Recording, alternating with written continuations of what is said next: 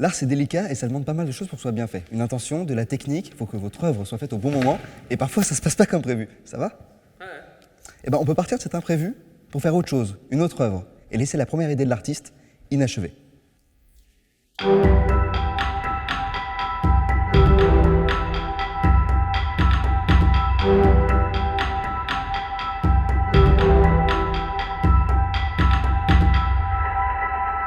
La première forme d'inachevé à laquelle on peut penser, c'est celle qui fait écho à l'inabouti, comme l'œuvre qui se trouve derrière moi. Alors oui, là comme ça, ce transi a l'air abouti, mais pour mieux comprendre, il faut connaître son histoire. Un transi dans l'art funéraire, c'est une sculpture représentant un mort. Celui-ci n'est pas n'importe lequel puisqu'il s'agit d'un transi réalisé par Girolamo della Robbia suite à une commande de Catherine de Médicis. La sculpture fut commencée en 1565, mais l'œuvre resta inachevée suite à une décision de la reine. L'œuvre était selon elle trop réaliste. Ce transi aurait donc dû finir sur son tombeau. L'inachèvement prend donc ici source chez le commanditaire, mais il peut très bien prendre source chez l'artiste lui-même. C'est quelque chose qui arrivait assez souvent, et l'une des raisons pouvait être directement liée à l'argent.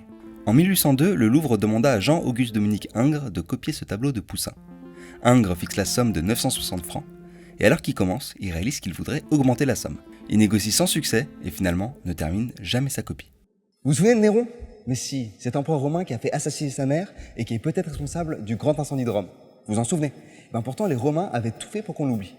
Et c'est pour ça que le Sénat avait voté sa damnatio memorae, littéralement la damnation de la mémoire. Cela consiste en l'annulation des honneurs, l'effacement du nom sur les monuments publics ou encore le renversement des statues à son effigie. C'est pour ça que la tête que vous voyez ici, bien qu'il y ait l'indice capillaire de Néron, c'est-à-dire la coiffure, n'a pas son visage. Il s'agit du visage de Titus, un autre empereur romain. En fait, pragmatique, pour réaliser la tête de Titus, les Romains ont réemployé celui de Néron. Mais l'inachevé ne s'impose pas forcément à nous, ça peut être un choix, une esthétique. Et dans ce domaine, Michel-Ange est incontournable. D'abord inachevé car il n'a pas toujours fini ses œuvres, c'est le cas de l'un de ses esclaves pour le tombeau du pape Jules II qu'on voit ici, mais il y avait aussi une esthétique de l'inachevé qui est cultivée par Michel-Ange. Chez lui, il y a deux types d'inachevés. On a pu penser que ses œuvres avaient cette esthétique car il en produisait trop et qu'il voulait vite passer à autre chose, mais il n'en est rien. Certaines œuvres sont délibérément inachevées afin d'avoir une sorte de contraste de matière entre celles traitées simplement à la pointe et au forêt et les parties très lisses et très travaillées comme sur l'un des deux esclaves. Sur certaines œuvres, on peut voir que les parties inachevées sont sous les parties achevées, alors qu'en sculpture, on fonctionne par retrait de matière, et donc ça devrait être l'inverse. Donc c'est bien quelque chose qui est voulu. L'inachevé peut donc être un choix de l'artiste, comme pour solliciter l'imagination du spectateur. Mais si on allait plus loin que l'inachevé? Le concept même de l'inachevé repose sur le permanent. Nous avons vu des œuvres qui ne bougent pas, mais il faut se rappeler que ce n'est pas le cas de toutes. Au Louvre, certaines œuvres sont si impermanentes qu'elles ne peuvent être achevées. L'inachevé fait partie de leur essence. C'est le cas de celle-ci, le Jardin des Tuileries. Le Jardin des Tuileries, c'est un jardin à la française, c'est-à-dire qu'il est très carré, très ordonné, même si on y trouve quelques bizarreries parfois. Par exemple, certains arbres sont vieux et ne sont pas taillables en rideaux comme les autres et ressortent donc au milieu d'un tout qui lui est plutôt rigide. La grande difficulté de faire de l'art avec du vivant. Et à la manière des poupées russes, il y a dans cette œuvre géante qu'est le Jardin des Tuileries des multitudes d'autres œuvres. Et en voici une, l'Exèdre.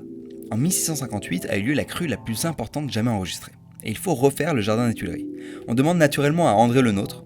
Il en a fait quelque chose de magnifique avec une atmosphère différente dans chaque bosquet. Puis vient la Révolution un siècle plus tard.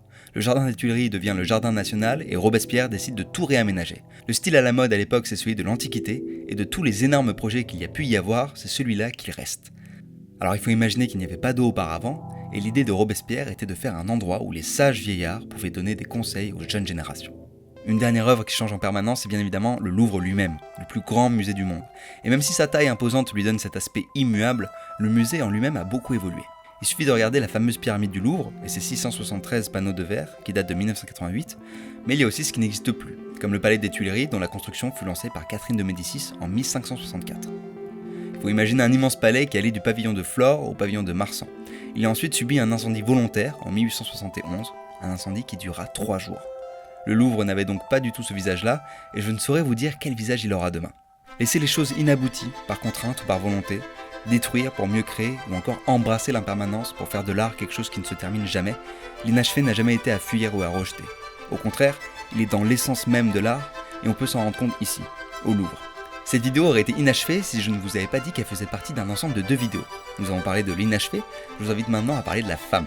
Et si jamais vous avez déjà vu les 2 vidéos, alors il ne me reste qu'à espérer que ce voyage vous ait plu et à remercier le Louvre et ses conservateurs qui ont su me raconter leurs plus belles histoires et dont je n'ai été que le modeste porte-parole.